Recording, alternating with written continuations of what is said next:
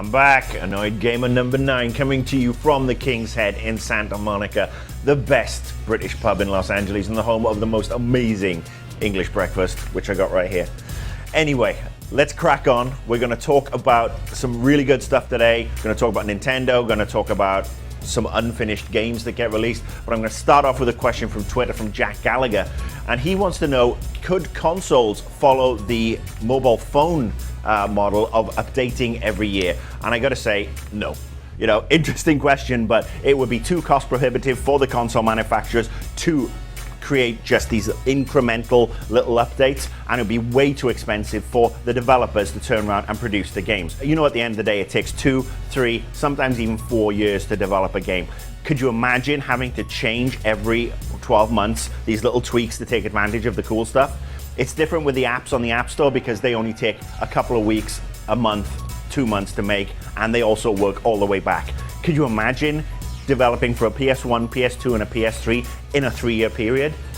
We never have any games, period. Next up, let's talk about the Wii U. Nintendo made some announcements last week. They told us the date, they told us the costs, they told us the launch window, which is a bloody big window, and I would not like to clean it, thank you very much. In that launch window, there was a very controversial and, dare I say, incendiary title, and that's Bayonetta 2. Now, you know I am not a big fan of Bayonetta 1, but I respect the fact that a lot of you really like it.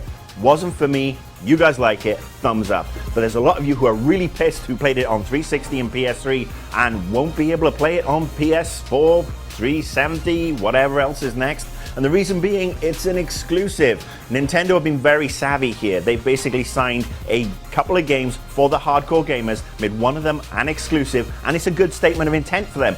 They're saying, you know what, we're not just gonna stick out Wii U, dance generation, fitness, fatness, ice cream simulator. They're coming with Call of Duty, they're coming with Bayonetta. That's stuff that gamers can actually go out, play, and enjoy. That's great for them.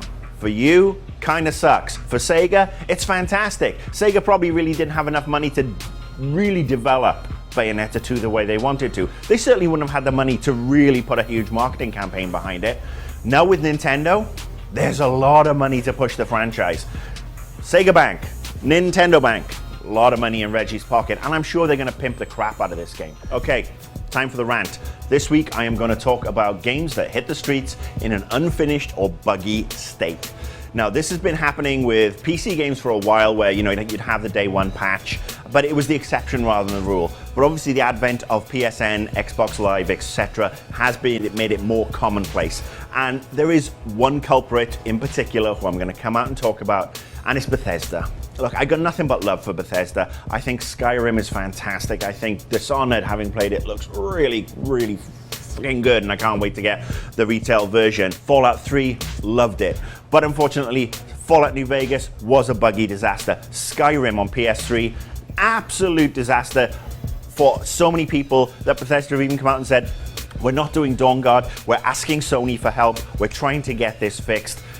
We know we're culpable, which is great, but it's 10, 12 months down the line. What should have happened was 12, 14 months ago, somebody at Bethesda should have said, guess what? Skyrim's looking fantastic on the PC and the 360. PS3 version, there are issues, there are glitches, there are crashes. And then somebody at Bethesda should have said, all right, we're just gonna go with these 2 SKUs and we're gonna fix the PS3 version and we'll ship it 6 months later, and come out with a statement and say, guess what, guys? We don't wanna take your money until the game is up to scratch.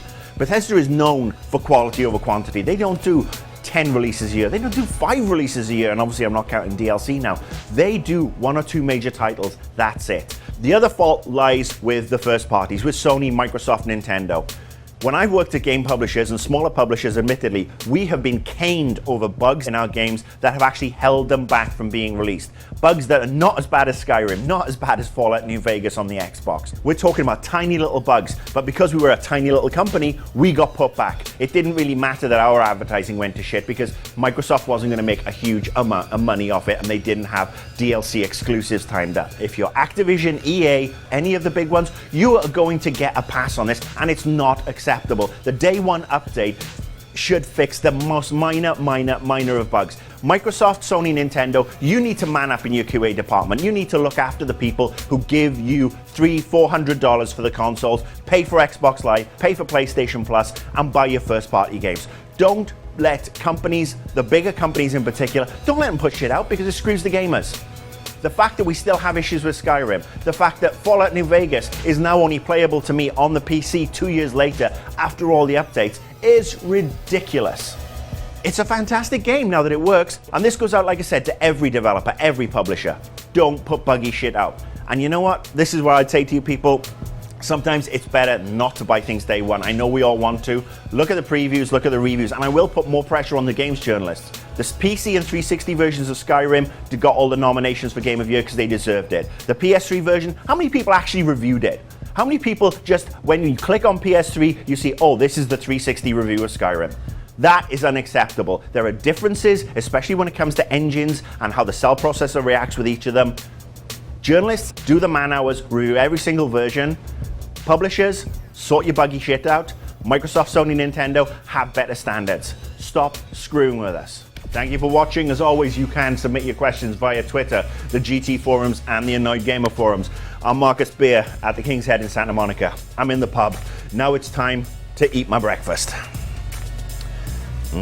Baked beans.